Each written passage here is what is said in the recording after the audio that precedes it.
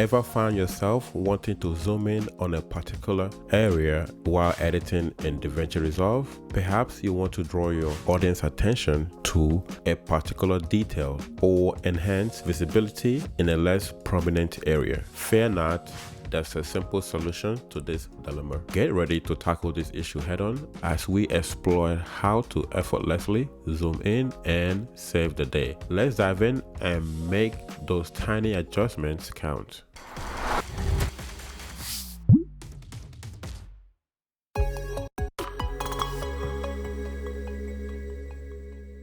So guys, let's head to the computer, and I'm going to open up one of my projects, and I'm going to use one of my projects as an example. Okay, I actually didn't use this method in this project, but I'm going to showcase how we could use this project.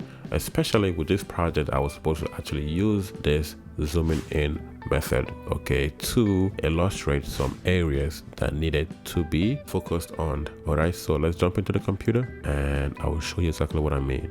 All right, let's go.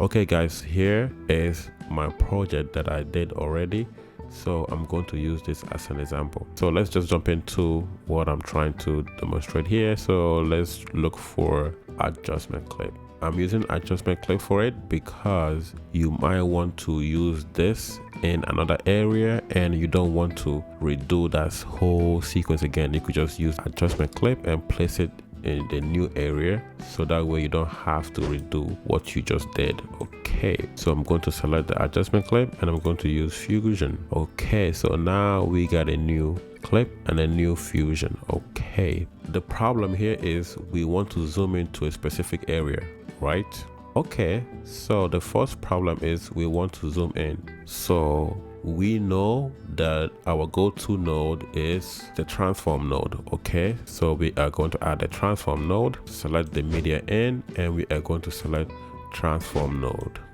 Okay, so with the transform node, when we increase the size, it gives that zoom in effect. Okay, so let's go back to 1. Okay, so what we want to do is we want to zoom in to a specific area.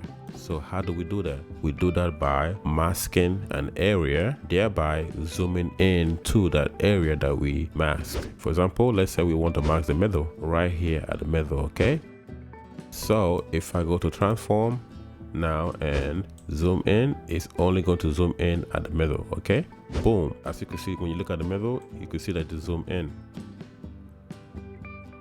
All right, but we have a problem. Okay, obviously maybe we want something around it to make it more profound, maybe animation or some kind of graphic that just make this more out there. Okay, so we might want to add a background again and another mask.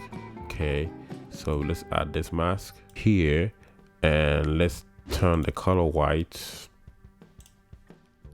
and let's make this rectangular, not solid, but we're gonna increase the borders. Okay, so we could do something like this to just make it more profound. So this is cool and this is all good and Bambi, but we have a problem. Okay, so let's say all of a sudden I want to take this whole thing to the right side. Okay, so I could move this, the rectangular one, I could move it to the right hand side. Okay, as you can see, the rectangle 2, which is the white border, is still there, and the right hand side is the only one moving. But the thing is, that's a problem there. Okay, so the border is not moving, and when it goes to the right hand side, it's not as focused.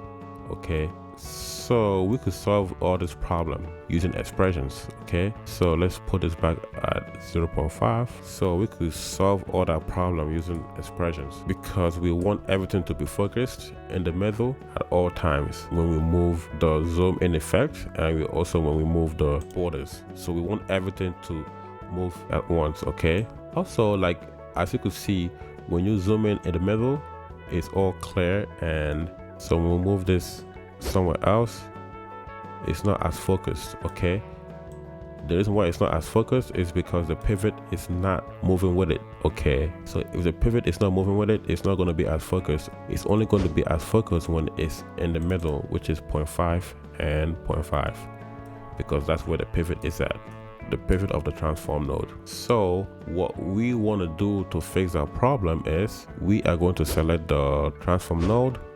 We're going to pin this, and we're going to select the rectangular one, and we're going to pin this. So what's going to happen now is we are going to write expressions on the pivot. Okay, expression on the pivot, and we are going to connect the expressions to center of the rectangular one. Okay, so, or you could simply write rectangular one dot center. All right, so that means rectangular one is now the controller, and we could do the same with rectangular 2. So let's unpin this transform 1 and pick rectangular 2, and we are going to do the same. Okay, write expressions on the center and also connecting it to the center of rectangular 1. So what that does is when you go to rectangular 1, now when it moves, everything moves at one time. Okay, everything moves. So now, as you can see, you could now actually zoom in specifically any area that you want to, so you could actually see everything clearer.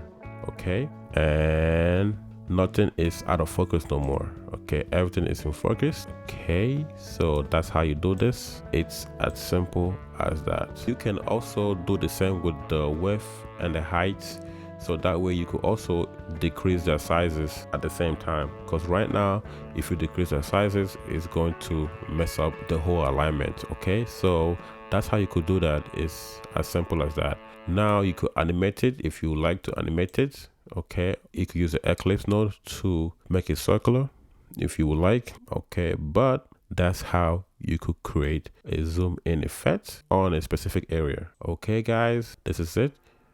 If you like this video, make sure to hit that like button. If you learned something, make sure to subscribe. And if you want to know when our next video is coming up, make sure to hit that notification bell. Okay, I will catch you on the next one.